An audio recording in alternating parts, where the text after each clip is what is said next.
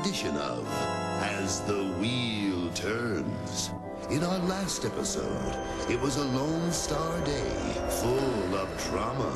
Trouble already off turn 4. J.J. Yaley on a run up on top of Reagan's car.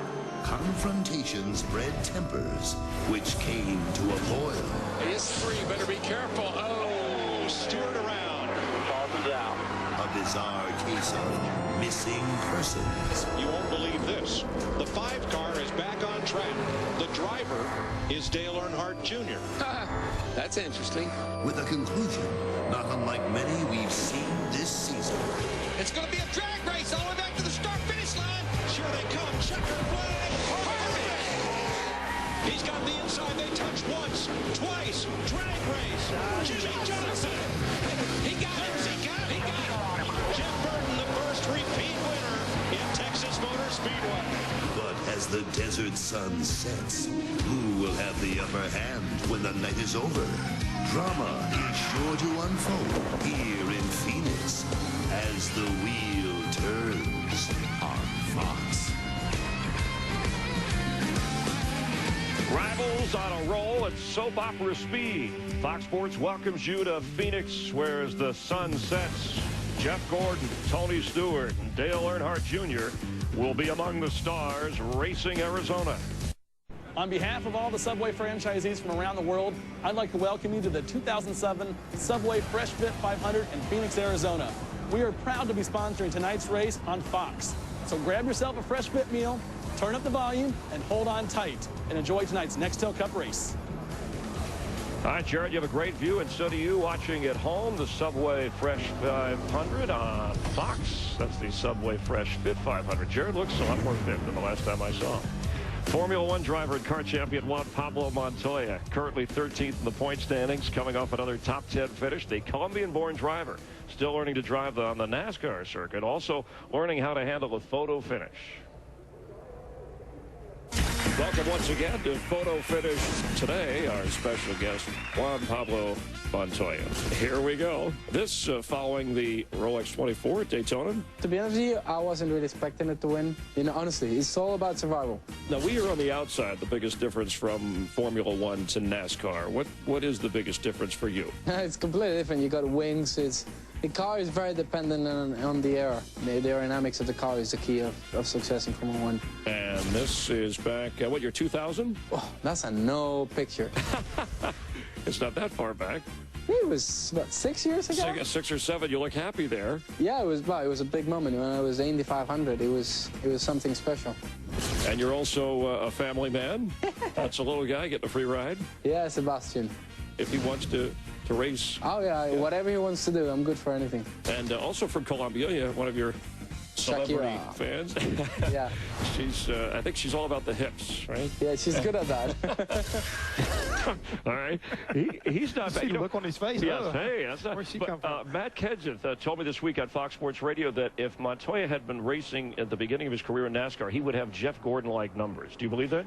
I can believe that. He's very much a fierce competitor. He's very talented. He's already showed that he adapts very, very well, Chris. But tonight he'll have a huge test in front of him. And what about you've adjusted the sun? It rained last night. What did that do to the track? Will that have an effect? Yeah, it will, because the fact it washed all the rubber off the racetrack, and all the guys that ran the Busch race last night may have a little bit of advantage because they understood how the cars went through the transition last night. The track, in my opinion, and the buzzword has to be twofold, because you're going to see the track one way at the start and another way at the end. And the key thing is, don't panic. Let the track come to you. All right, speaking of panic, Greg Biffle, Casey Kane need big performances tonight to turn their seasons around. They definitely do, but tonight this is a good place for both of those drivers. Let's head back down trackside for those famous words. We're not talking about it's a dry heat.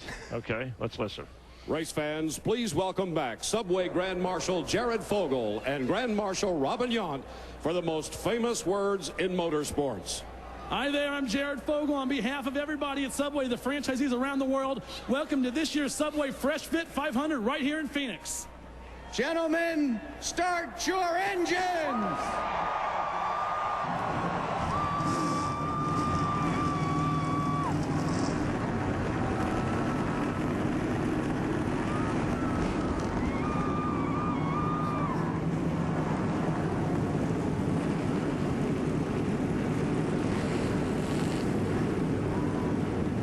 Let's bring in the guys who will make any broadcast booth the Valley of the Sun. Darrell Waltrip, Larry McReynolds, and Mike Joy. Mike, our pole sitter tonight has something in common with our own DW. That's right. He ties Darrell's record for 59 career poles in NASCAR's modern era. That is the record.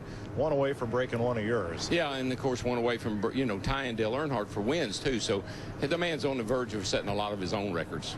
This will be the 22nd Nextel Cup race in Phoenix. The first was 1988. Alan Kulwicki scored his first career win and introduced us to the self-described Polish victory lap. And like that day, Larry, this is new. There's a lot of new and a lot of unknown as we go into tonight's race. And I think unknown is the key. Yeah, this is round 3 for the car tomorrow, but we raced it the first 2 races at half-mile racetrack. I think this is the race that all the teams had circled because the straightaways are much longer here. The corners are much longer. The speeds are much greater. So I think after tonight, we'll answer some of those questions and we'll have a lot better feel about this new car tomorrow. Darrell, do you have a particular concern about tonight? Well, early on, particularly, I do. It's the start of the race itself.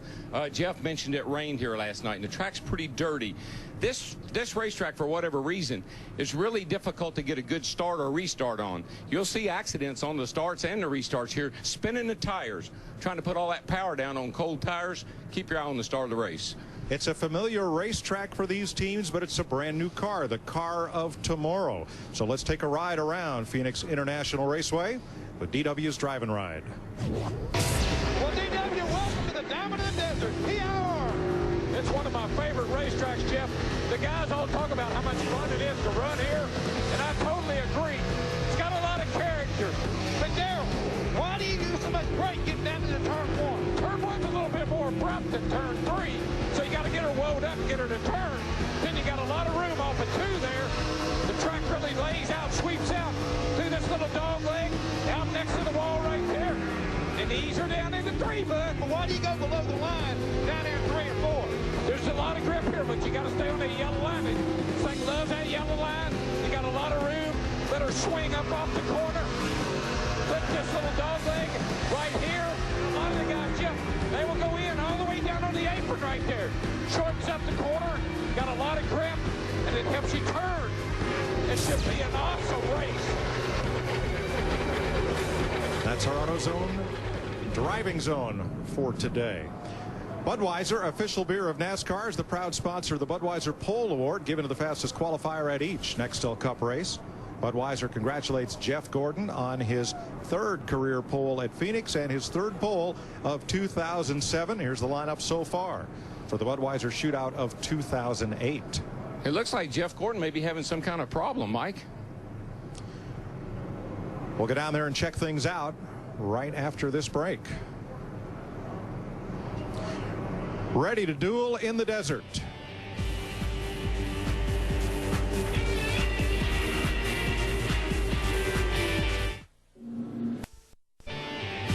Kurt Warner, quarterback for the Arizona Cardinals, among the crowd here in Phoenix.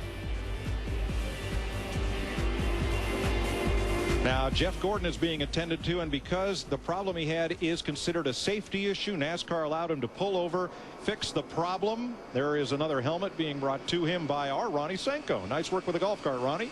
And let's go to Matt Yoakum. That's exactly what it was, Mike Joy. They changed out the push-to-talk button, and there could not get any communication between Jeff and the team. They ran back, got his backup helmet. They were already formulating a game plan, Steve Letarte and Jeff, in case they could not get the problem solved. Basically, Steve would ask him as he came by, is the problem in the center of the corner?